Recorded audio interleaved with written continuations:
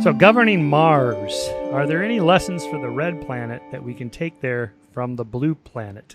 I think there are. So I included this chapter in my book because I in the section on government and economics and classical liberalism and political philosophy, I think we have an opportunity here that we're about to colonize Mars. This is stunning that we can even contemplate doing this. And, maybe it'll never happen, but let's say it does, because it's a very realistic possibility, either through Elon Musk or through a government program like NASA. This is possible.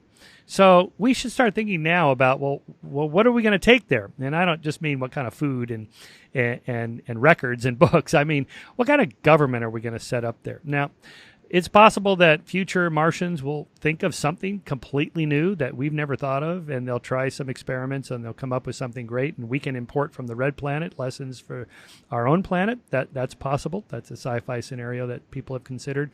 But I think it's not just let's abandon everything we've done on Earth because it was a failure. It's not a failure. I think there are certain things experiments we've run that work better than others. So in general, democracies work better than autocracies. Free markets, even though regulated free markets, work better than command economies like in the Soviet Union, North Korea, and China before 1980s. I think those are some big global lessons that are obvious. And then more specific things like, again, granting people free thought and free speech, no censorship. That's a hard-earned lesson. When you look at the history of free speech going back thousands of years, what we take for granted today, like I can think and say anything I want and go on the internet and create my own blog and just rip into the government or to rip religion, whatever. That is really new and unusual. In most centuries prior to this one, you'd be hung, burned at the stake, jailed for saying these things, thinking those things.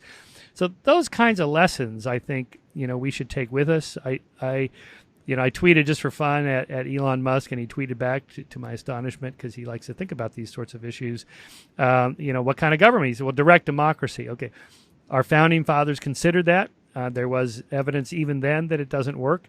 And lots of evidence since then that it doesn't work. The reason is because direct democracy is something like a mob mentality.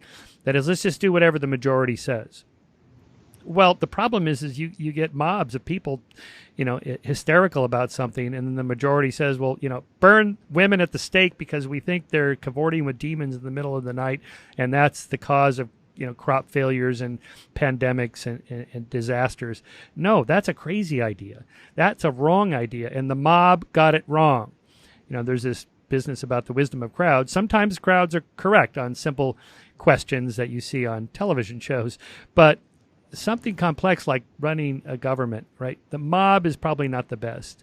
So a representative democracy, something like what we have, a constitutional republic where you have a set of rules, these are called the Bill of Rights, that says it doesn't matter what the mob thinks. It doesn't matter if it's 51% or 99%, you still can't.